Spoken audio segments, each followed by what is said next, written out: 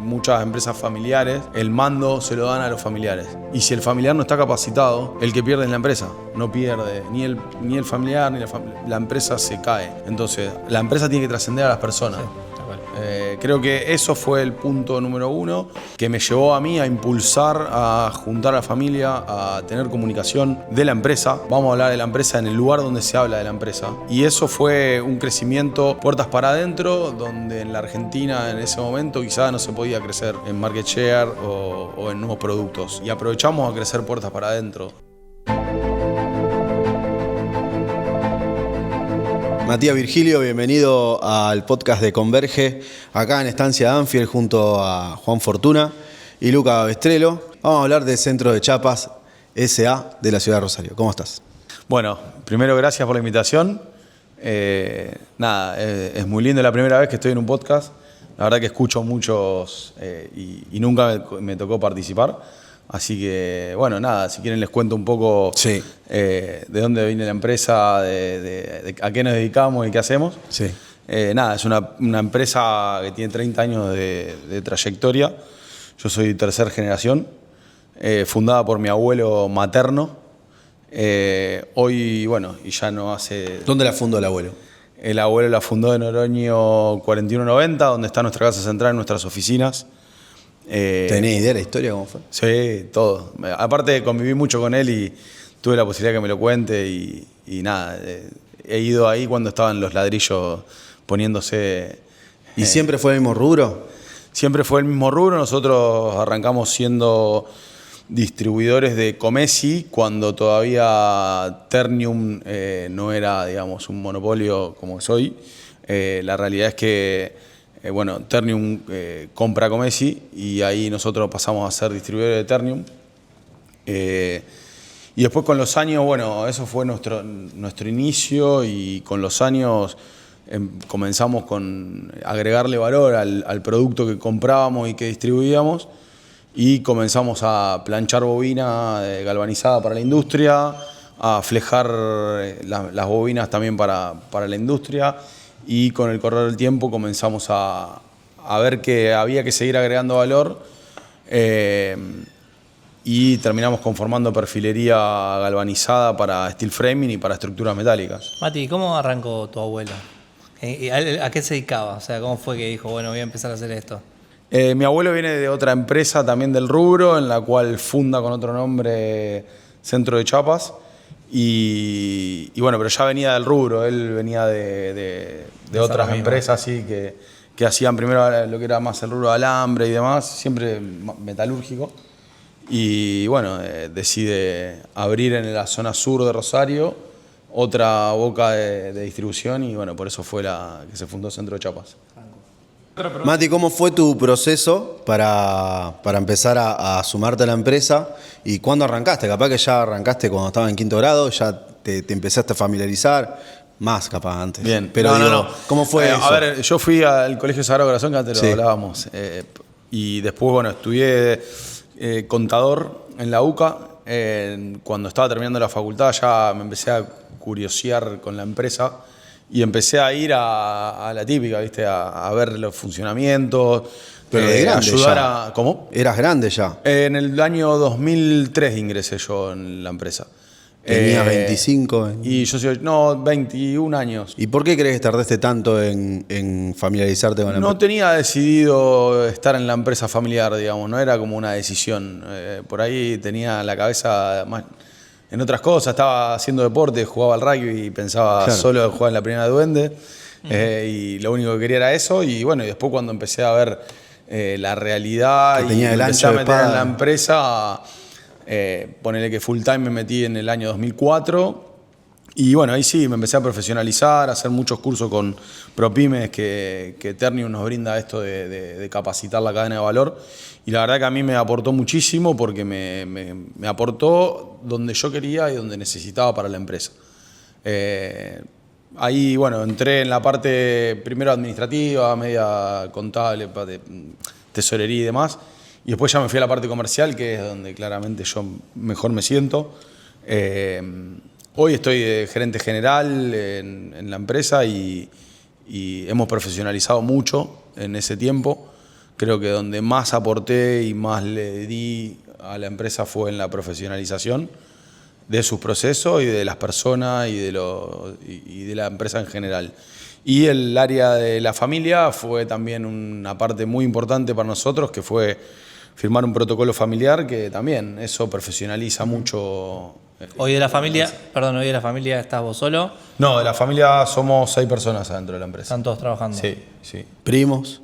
2 primas, una hermana, tío y mi viejo en una etapa donde están más soltando la... Como consulta. Claro, sí.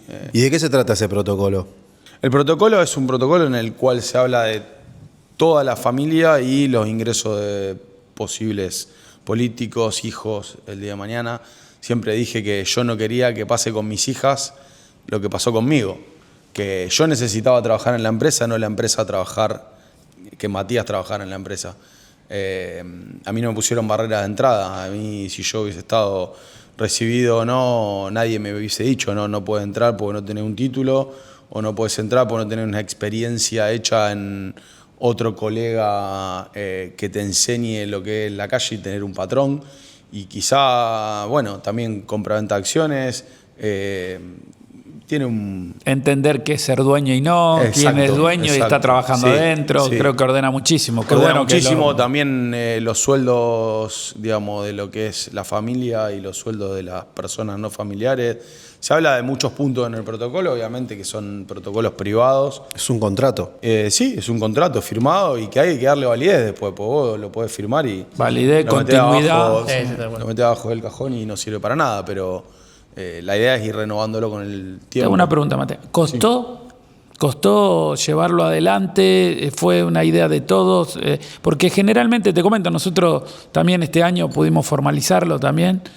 Mucho, creo que en un muy buen momento, porque nosotros somos primera para segunda generación, o sea, Ideal. todavía no había ningún político ahí, ningún hijo político que pudiera llegar a entrar en la empresa.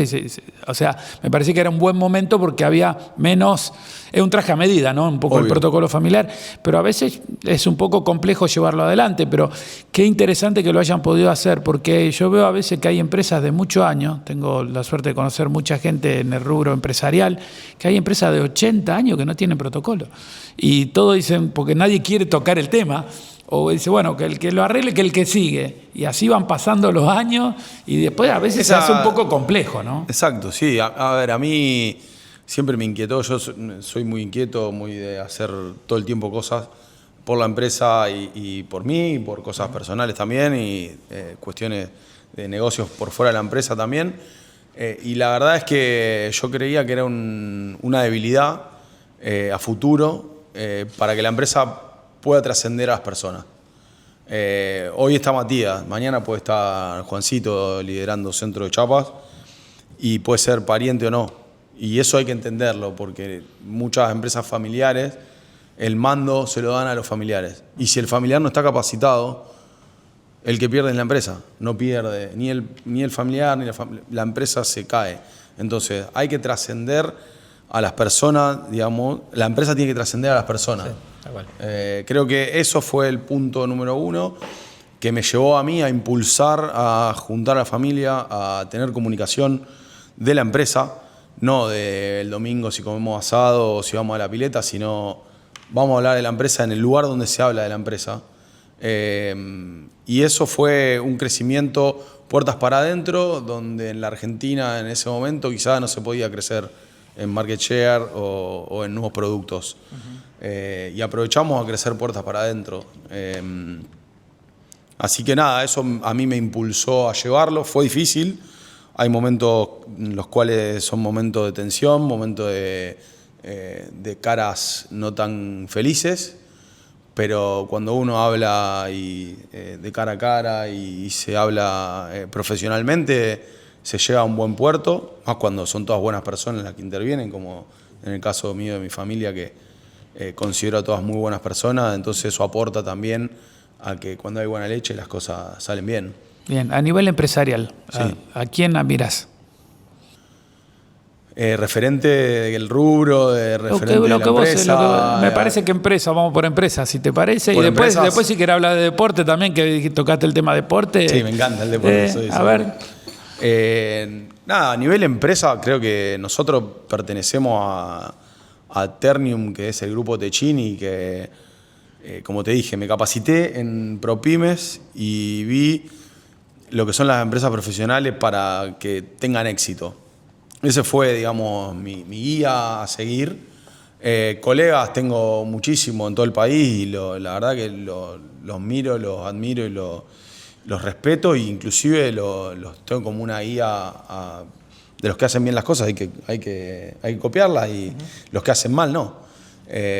Por ahí dar nombres, viste, prefiero No, está bien. darlos. A ver, está bueno. A ver, esto que decís, no es menor que te exista la capacitación de parte de una gran empresa. A mí me pasa que también estoy relacionado a grandes empresas y a veces no te dan esa posibilidad. Entonces creo que es un plus extraordinario. Sí. A mí me aportó muchísimo ProPymes.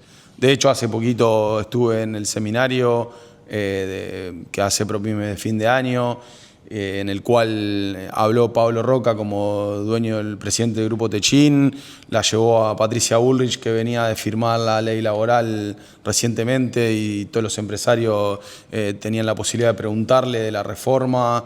Se habló de la reforma impositiva, nos tienen muy actualizados con todos los temas en los que nos interesan. ¿Y de ese encuentro qué te llevaste? Bueno, la reforma laboral estaban ahí preguntando varios, y creo que va a aportar tranquilidad al empleador a poder seguir tomando nuevos puestos de trabajo. De los anteriores no va a haber ninguna modificación, porque lo dijo ahí claro No es retroactivo. Claro, no es retroactivo, y además si van a la justicia pierden como gobierno, lo dijo ahí en vivo Patricia, delante de todo. Sí, aparte es coherente, ¿no? Eso me parece. Sí, es coherente y no tiene por qué tampoco ser retroactivo. Creo que lo más importante para las pymes hoy es la reforma impositiva. De eso está medio verde, lo van a tratar el año que viene, por lo que iban diciendo ahí, pero creo que de lo laboral va a ayudar a esto, a que nosotros, por ejemplo, que siempre estamos tratando de desarrollar nuevos productos. Y, no sé, una máquina que fabrica Steel Deck, que me requiere de 3 operarios, y hoy estoy viendo cómo la manejo con lo que tengo a pedido, porque tomar 3 personas con la ley vieja no me conviene. Entonces, hoy está todo muy... Hasta que no se defina Claro, 100% estamos poniendo en marcha Ciudad Industria, que fue la inversión y el crecimiento más grande de la historia del centro de Chiapas. Construimos 4.000 metros cuadrados en Ciudad Industria, en el momento de auge del país, en el que no era la realidad, porque nos iba bien sin vender. Y yo creo que para las empresas les tiene que ir bien a los buenos que hacen bien lo que tienen que hacer. Nosotros... te parabas en el stock y ganabas. Y eso no es real. Entonces, bueno, pero también nos iba bien y ganábamos plata. Sí. Y bueno, y se hizo Ciudad Industria con un potencial de crecimiento, que veníamos ganando market share, nuevos productos y demás, y hoy el país no es el mismo que hace 2 años atrás. Pero en esos 2 años que no crecimos, como dije antes, puerta para afuera, crecimos puerta para adentro. Mati, hablemos concretamente de lo que producen, cómo es la línea de producción, quiénes son sus proveedores. Bien. ¿Cómo convierten ustedes Sí. y qué es lo que hacen concretamente? Nuestro negocio, el core de nuestro negocio es la distribución y la fabricación de productos metalúrgicos. Lo que es bobina, nosotros tenemos máquinas de planchadoras, flejadoras y 2 conformadoras de perfiles. Además de las 2 conformadoras de perfiles que hacen el perfil C y el perfil U galvanizado, tenemos una conformadora de Steel Deck, que es chapa de losa colaborante. No sé si la escucharon, es una chapa que se usa poco, pero que reemplaza el encofrado y hace que la losa de hormigón se tire mucho más rápido, a menor costo de estructura metálica y a menor costo de mano de obra, porque y la puedes reutilizar. evitas el apuntalamiento. El apuntalamiento y todo lo que es encofrado. Esa chapa somos los 2 del país que fabricamos. Hay solo uno en Buenos Aires y nosotros recientemente. Y además también fabricamos chapa U45, que esa tiene un proceso previo que es el flejado de la bobina en 605 milímetros. La bobina viene de 1220, la flejamos en la mitad y con esa mitad conformamos la chapa para grandes naves industriales, básicamente.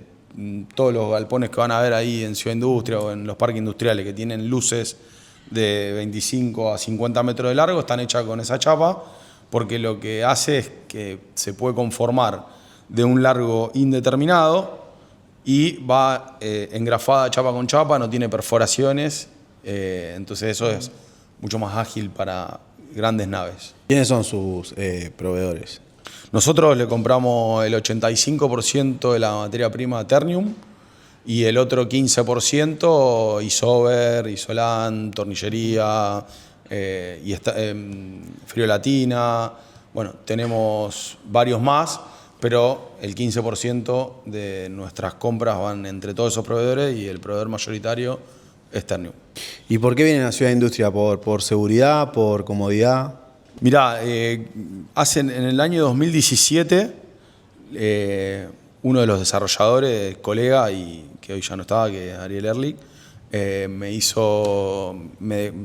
hablando con él, me dio la oportunidad de ingresar con un lote. Capo. Número uno, sí. Número uno. Y el hijo es un fenómeno también, Joaquín. Los dos, Pablo. Sí.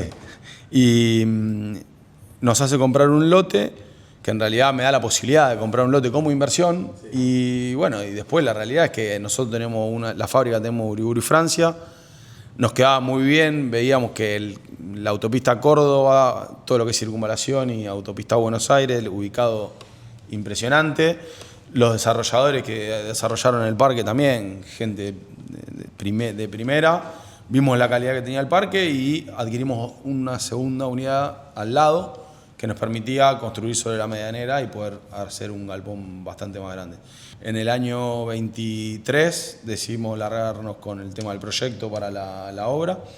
Y bueno, y en febrero del 24 se comenzó el galpón y hoy ya está en funcionamiento. ¿Cuándo se mudan? Ya están... Mirá, tenemos algunas cuestiones. Primero lo vamos a poner en producción, lo vamos a poner productivo. Ya tenemos un puente de grúa instalado para 15 toneladas, nos falta otro más. O sea, ahí van a producir, no es de acopio solamente. Ahí vamos a producir y vamos a despachar mayorista. Y todo lo que es minorista va a seguir estando de Oroño y de Uriburu. ¿Qué están viendo para el 2026?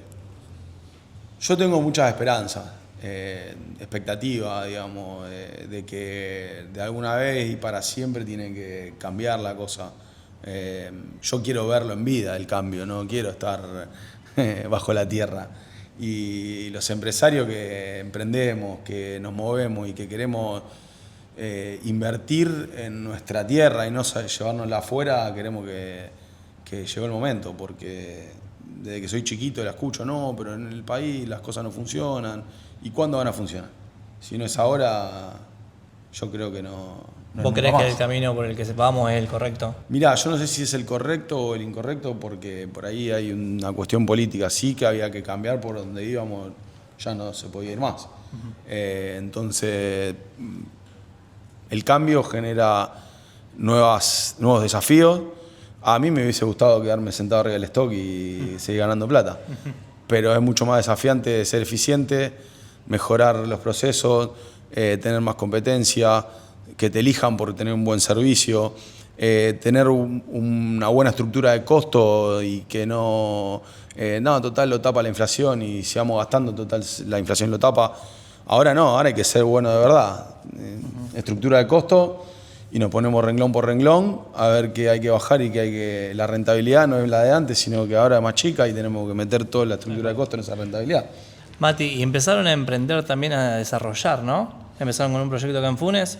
En realidad ese es un proyecto personal con algunos amigos y bueno, empresa constructora de un amigo, inmobiliaria, nosotros con los materiales, yo entrando, digamos, con Matías, pero en realidad con todos los productos de la empresa.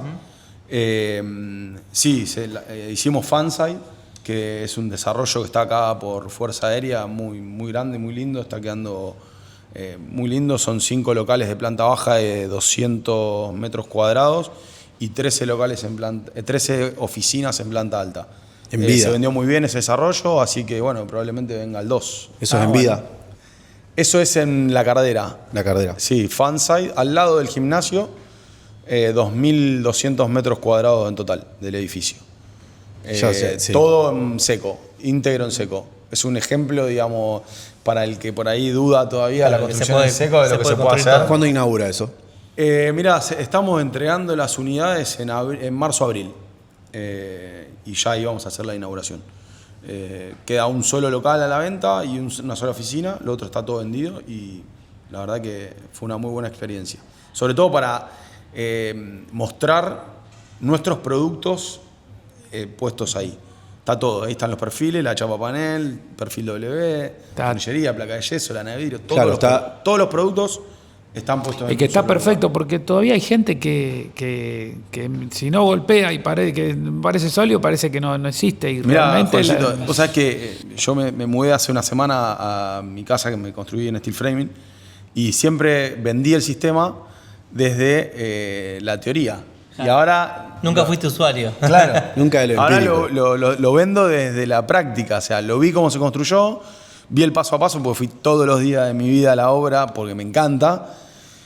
Y ahora lo estoy viviendo desde adentro. Y ahora lo vendo más, porque estoy convencido de lo que decía por la teoría, pero ahora A ver si coincidimos. Yo creo que por ahí no progresa tan rápido porque todavía falta mucha capacitación de parte. No hay gente todavía que Mano de esté obra. Sí. tan capacitada. ¿Es así? ¿Te parece que es así? 100%.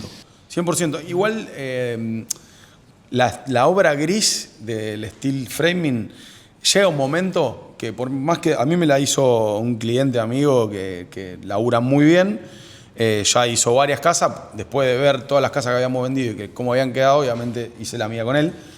Y llega un momento de la obra en que empezaba a depender de todos los rubros. Y yo lo que digo es, el problema no es del steel framing, sino es que cuando llega a los otros rubros de la construcción, se van pisando un rubro con el otro y todo lo que se hace eficiente en el steel, quizá también se pierde después con el electricista, el plomero, el gasista, el que pone los pisos, el que reviste. Y ahí hay que hacer como un combo completo que el que lo logre y se meta con la mano de obra del steel y haga todo. Yo creo que ahí va a ser el despegue de la construcción en seco. Coincido con que falta capacitación. Ya hay mucha más que antes. Ya hay gente que lo pide por el boca a boca. Me pasó, me hice en mi casa, vecinos. Che, me contás del steel framing, que intriga. Antes decía de steel framing, decían, no, ¿qué es eso? Ahora ya... Es más aceptado, sí. Mucho más aceptado y con el correr de los años, no solo yo, digamos, sino también consultándolo en Ternium, ven un unicornio en algún momento que despega muchísimo la construcción en seco. Pasaba que el acero a precio caro en dólares lo hacía menos competitivo. Hoy ya el acero bajó, entonces ya el metro cuadrado de steel y el metro cuadrado de construcción convencional está muy a la par, o inclusive hoy ya está más abajo el steel framing. Y eso lo va a empezar a hacer mucho más visto en distintos lugares. Si llega a ocurrir lo que creemos, que vuelve el crédito hipotecario, que vamos a necesitar más rapidez en mano de obra. Mano de obra. Y que no va a haber unidades, yo creo que... Sí, claro, sí, hay una oportunidad muy grande ahí. Una oportunidad de negocio para vos. Sí, para... Una empresa para armar steel frame. Sí. Lo que hubo un boom ahora es el tema de la estructura metálica para también los que es comercial. Entonces, desde ahí acompañó el tema del steel framing para todas las terminaciones interior y demás.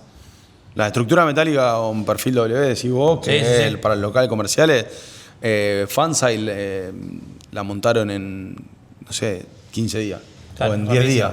Sí. Vuela y viene prearmada de fábrica, te la montan y después, o sea, es rapidísimo. Mati, y aparte de Fanside, ¿qué van a hacer en Funes? ¿Tienen pensado algo más? Fanside 2. Pero todavía no lo tenemos cerrado. En el próximo Converge te lo digo. Ahí quería tener la primicia. Bueno, quería preguntarte cómo se ven el año que viene, cómo creen que van a estar y a dónde van a apuntar. Nosotros apuntamos personalmente a ganar market share con el servicio, a seguir desarrollando productos que seamos los primeros en traerlo a la zona, como fue el steel framing y la chapa U45 y la chapa steel deck, que hay oportunidades. creo que internamente tenemos un gran equipo. O sea, nosotros hoy estoy convencido del equipo que tenemos, de nuestros vendedores que tienen la camiseta puesta y que hoy están muy comprometidos con la empresa.